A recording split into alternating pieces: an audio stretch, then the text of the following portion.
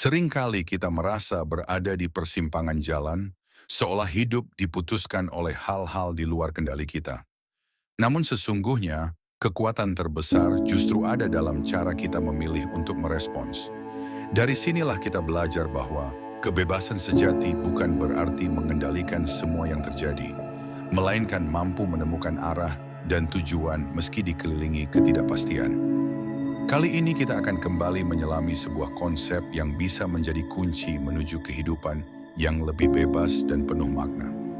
Sebuah kehidupan di mana reaksi, emosi, dan keputusan tidak lagi dikuasai keadaan, tetapi lahir dari kesadaran dan kendali diri yang sejati.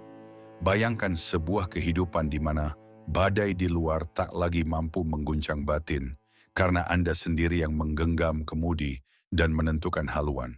Ini bukan sekadar mimpi yang jauh, ini adalah kenyataan nyata yang telah dieksplorasi dan dijalani oleh beberapa pemikir terhebat dalam sejarah. Hari ini kita kembali akan mengungkap rahasia stoicisme, sebuah filsafat kuno yang menjanjikan bukan hanya pengetahuan, tetapi juga panduan praktis untuk mencapai ketenangan dan pemberdayaan di dunia modern. Tetaplah bersama saya saat kita memulai perjalanan transformatif ini bersama dan mengungkap cara mengubah hal biasa menjadi luar biasa dan menjalani hidup dengan lebih jernih, tenang, dan terkendali. Pada episode yang lalu kita sudah membahasnya, dan kali ini merupakan sambungan yang tidak kalah penting. Dari apa yang kita pelajari sebelumnya, kita bisa menyadari bahwa setiap pengetahuan, sekecil apapun, akan menjadi bekal untuk langkah berikutnya. Sama halnya dengan hidup, setiap pengalaman adalah rangkaian yang saling terhubung, membentuk siapa diri kita hari ini. Mari kita renungkan seberapa jauh kita sudah berjalan dan seberapa banyak yang masih bisa kita pelajari. Jangan pernah merasa cukup untuk berhenti, karena justru di setiap kelanjutan inilah kita menemukan makna yang lebih dalam. Semoga apa yang kita bahas kali ini bisa membuka wawasan baru dan memberi inspirasi untuk terus melangkah lebih baik lagi. Sebelum kita lanjut, saya mengucapkan terima kasih yang sedalam-dalamnya sudah menonton. Terima kasih juga sudah mengikuti perjalanan channel ini. Tanpa kalian, channel ini bukanlah apa-apa. Setiap komentar, like, dan dukungan kalian adalah semangat bagi saya untuk terus berbagi ilmu, pengalaman, dan cerita. Sekali lagi saya ucapkan terima kasih. Semoga apa yang disampaikan di sini bisa bermanfaat, bukan hanya hari ini, tetapi juga menjadi bekal berharga di masa depan. Bagi yang baru menemukan channel ini, mungkin terasa seperti sebuah pertemuan yang tidak disengaja, tapi sebenarnya setiap langkah selalu punya makna. Tidak ada yang kebetulan dalam hidup, setiap pertemuan membawa pelajaran.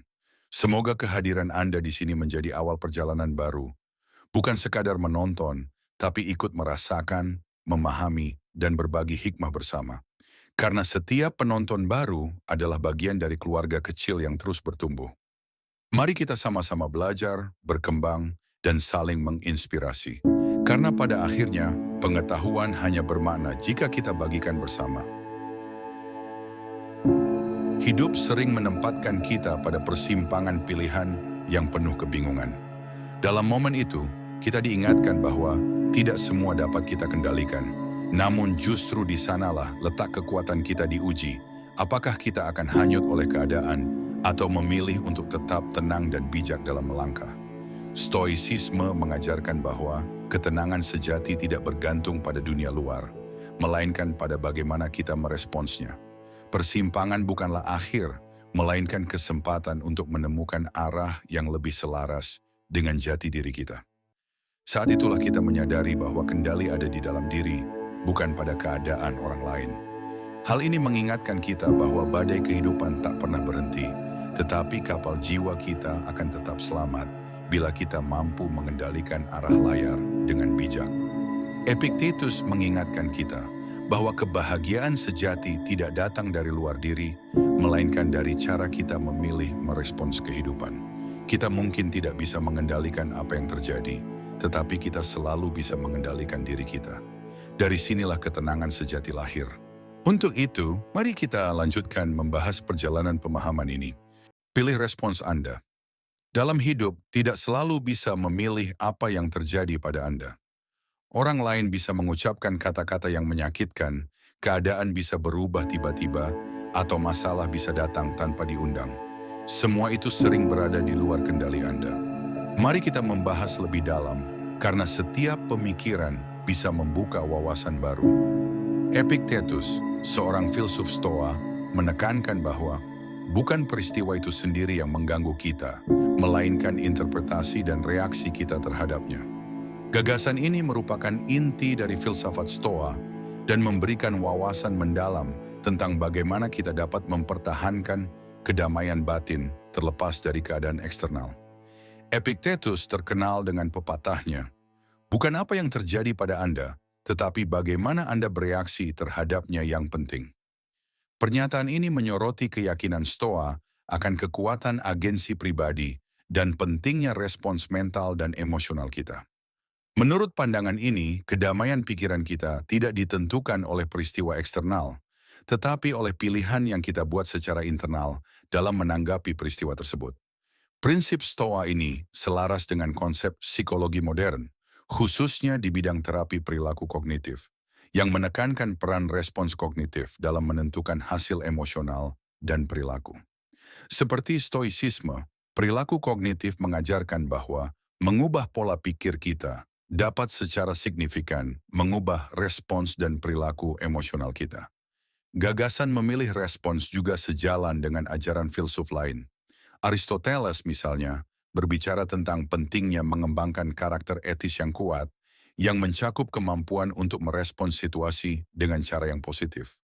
Cara yang mencerminkan kebajikan dan rasionalitas Marcus Aurelius filsuf Stoik terkemuka lainnya sering merenungkan pentingnya mengendalikan reaksi seseorang. Ia percaya bahwa menjaga sikap tenang dan sabar dalam menghadapi kesulitan adalah kunci kehidupan yang berbudi luhur. Meditasinya penuh dengan pengingat untuk tetap teguh dan tidak terpengaruh oleh peristiwa eksternal. Stoikisme mengajarkan, Anda selalu punya kuasa untuk memilih bagaimana Anda meresponsnya. Anda bisa memilih untuk marah atau tetap tenang. Anda bisa memilih untuk mengeluh atau bersyukur. Anda bisa memilih untuk menyerah atau tetap berusaha. Ketika Anda salah memilih respons, Anda yang menambah penderitaan Anda sendiri. Tapi ketika Anda memilih respons dengan bijak, Anda menjaga ketenangan batin dan kekuatan diri. Pelajaran ini membuatku sadar bahwa kebebasan sejati bukanlah terbebas dari masalah, melainkan kebebasan untuk menentukan sikap dalam menghadapi masalah. Inilah ruang kendali yang selalu ada di tangan Anda. Berlatih mindfulness. Masa lalu sudah berlalu, masa depan belum datang. Namun seringkali pikiran Anda terjebak pada penyesalan yang sudah lewat atau kecemasan pada hal yang belum terjadi. Akibatnya, Anda kehilangan ketenangan dan lupa menikmati hidup sekarang. Seneca dengan fasih menyatakan bahwa kebahagiaan sejati adalah menikmati masa kini tanpa ketergantungan cemas pada masa depan. Hal ini merangkum praktik mindfulness ala Stoa yang melibatkan fokus sadar pada momen saat ini, bebas dari gangguan dan kekhawatiran tentang peristiwa masa lalu atau masa depan. Ini tentang membenamkan diri sepenuhnya dalam pengalaman saat ini, baik yang biasa maupun luar biasa, dan memperoleh kegembiraan dan ketenangan darinya. Konsep mindfulness ini selaras dengan ajaran filsuf dan prinsip psikologi barat lainnya. Misalnya Marcus Aurelius, seorang filsuf Stoa terkenal lainnya, sering menulis tentang pentingnya hidup di masa kini dan tidak diliputi kekhawatiran tentang masa depan atau penyesalan tentang masa lalu. Ia percaya bahwa fokus pada momen saat ini mengarah pada kehidupan yang lebih memuaskan dan damai. Praktik mindfulness juga selaras dengan konsep-konsep psikologi modern, terutama yang ditemukan dalam terapi pengurangan stres berbasis mindfulness, MBSR, dan terapi berbasis mindfulness lainnya. Pendekatan ini menekankan manfaat kesehatan mental dari kehadiran penuh dan keterlibatan dengan pengalaman kita saat ini, mengurangi stres dan meningkatkan kesejahteraan secara keseluruhan. Konsep eudaimonia atau eudaimonia Aristoteles kemakmuran manusia dapat dihubungkan dengan kesadaran penuh karena hal ini melibatkan kehidupan yang sepenuhnya terlibat dan berbudi luhur, termasuk hadir dan memperhatikan tindakan serta pikiran kita. Demikian pula, penekanan Plato pada pencarian pengetahuan dan pemahaman dapat dilihat sebagai bentuk kesadaran penuh yang berfokus pada perolehan wawasan tentang hakikat realitas dan tempat kita di dalamnya melalui pikiran yang hadir dan terlibat. Stoikisme mengajarkanku bahwa mindfulness berarti melatih diri untuk hadir sepenuhnya di momen ini. Saat Anda makan, Anda benar-benar menikmati makanan. Saat Anda belajar atau bekerja, Anda memberi perhatian penuh. Saat Anda bersama orang lain, Anda mendengarkan dengan tulus. Dengan berlatih mindfulness, Anda lebih sadar bahwa setiap momen adalah anugerah yang tidak bisa diulang. Anda belajar mengamati pikiran Anda sendiri, menerima emosi yang datang, lalu merespons dengan tenang, bukan dengan reaksi tergesa-gesa. Stoikisme mengingatkan Anda, hidup sederhana dan penuh kesadaran lebih berharga daripada hidup tergesa-gesa yang penuh kelalaian. Dengan mindfulness, Anda bisa menjalani hari-hari Anda dengan damai, meski dunia di sekitarku penuh ketidakpastian. Nilai rasa syukur. Stoikisme mengajarkan bahwa hidup akan lebih tenang jika kita mampu bersyukur pada apa yang ada, bukan terus-menerus menuntut apa yang tidak kita miliki. Seringkali manusia merasa resah karena terlalu sibuk mengejar sesuatu yang belum tercapai hingga lupa menghargai apa yang sudah ada di hadapannya. Seneca menekankan pentingnya mengenali dan menghargai apa yang kita miliki, menemukan kegembiraan dalam hal-hal kecil sehari-hari, dan memahami nilai intrinsik dalam semua pengalaman, baik yang dianggap baik maupun buruk. Seneca mengartikulasikan kebahagiaan sejati adalah menikmati masa kini tanpa rasa cemas dan bergantung pada masa depan, bukan menghibur diri dengan harapan atau ketakutan, melainkan merasa cukup dengan apa yang kita miliki. Pendekatan stoik terhadap rasa syukur ini mendorong kita untuk fokus pada masa kini dan menemukan kepuasan dalam keadaan kita saat ini. Ini tentang mengubah pola pikir kita dari kekurangan atau keinginan untuk lebih menjadi apresiasi atas apa yang sudah ada dalam hidup kita.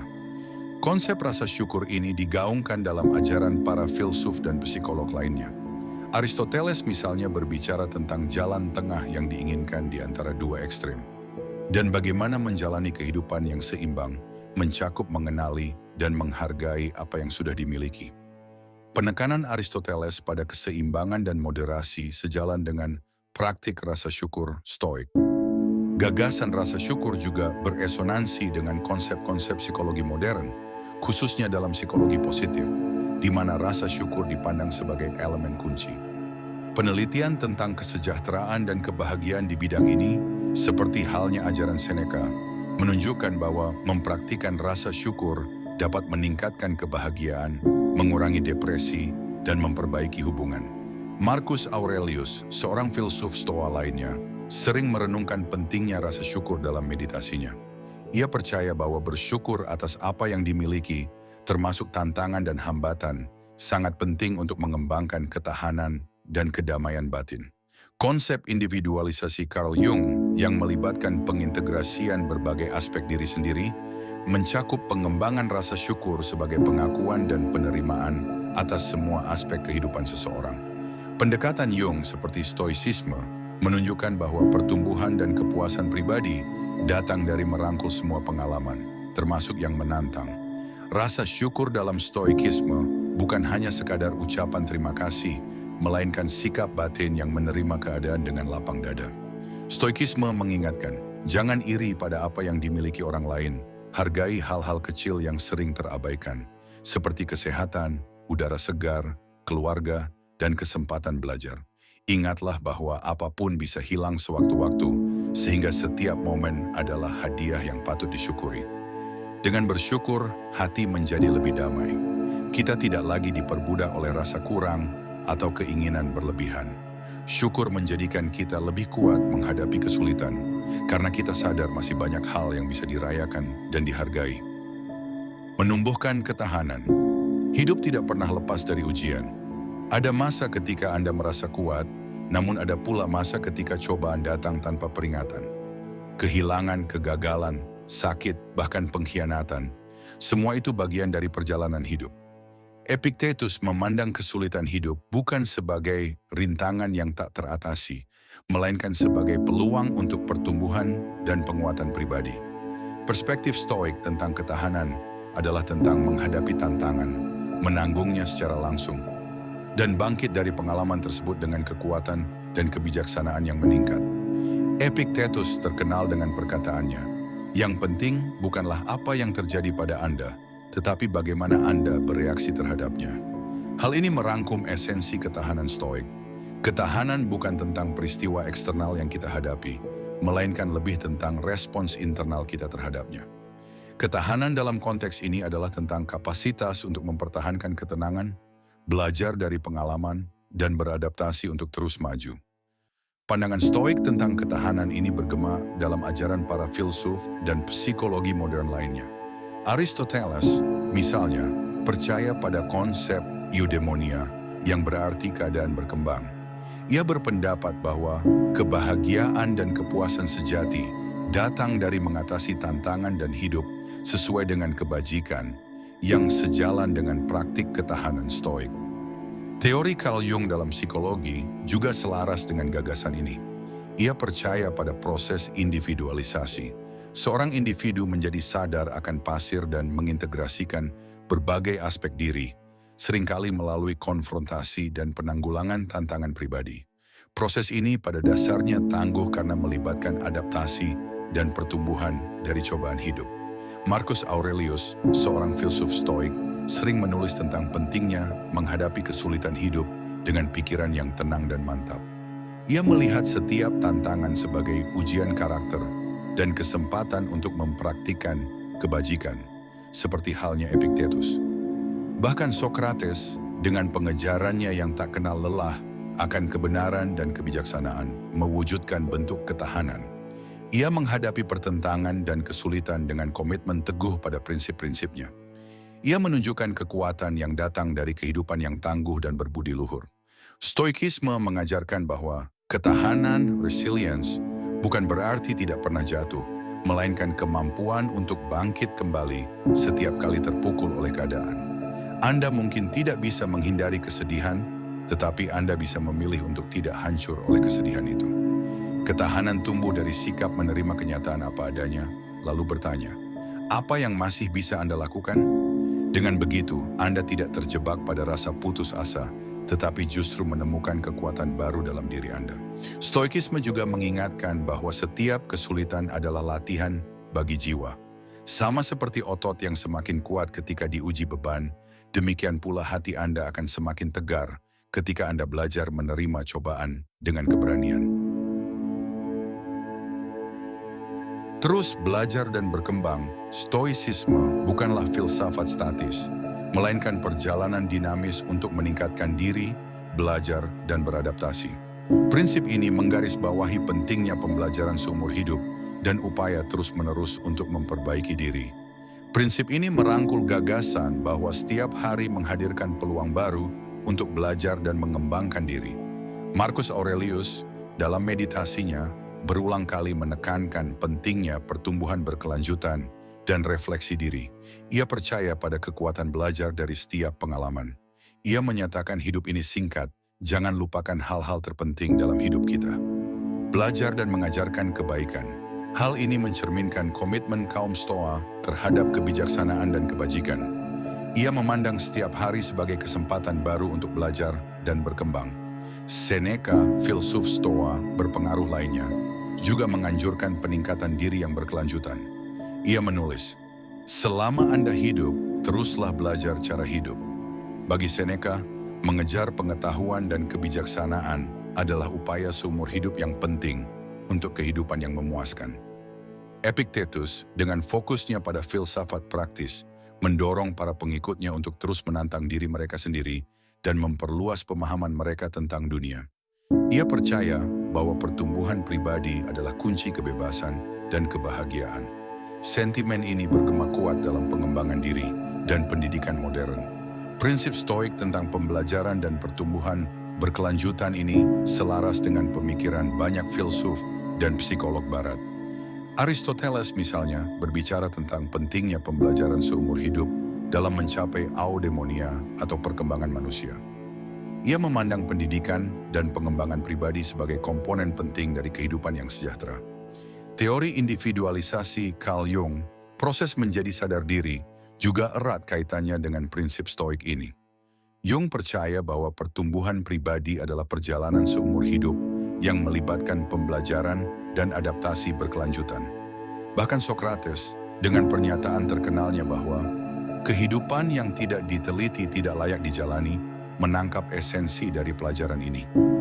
Filsafatnya mendorong pencarian pengetahuan dan kesadaran diri yang konstan, yang mencerminkan penekanan stoik pada pertumbuhan pribadi.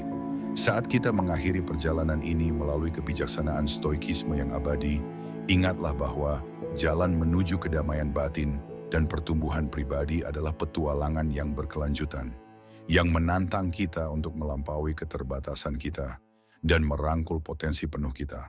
Setiap hari adalah kanvas baru yang menunggu Anda untuk melukisnya dengan warna-warna kebijaksanaan yang cerah, keberanian, dan ketahanan.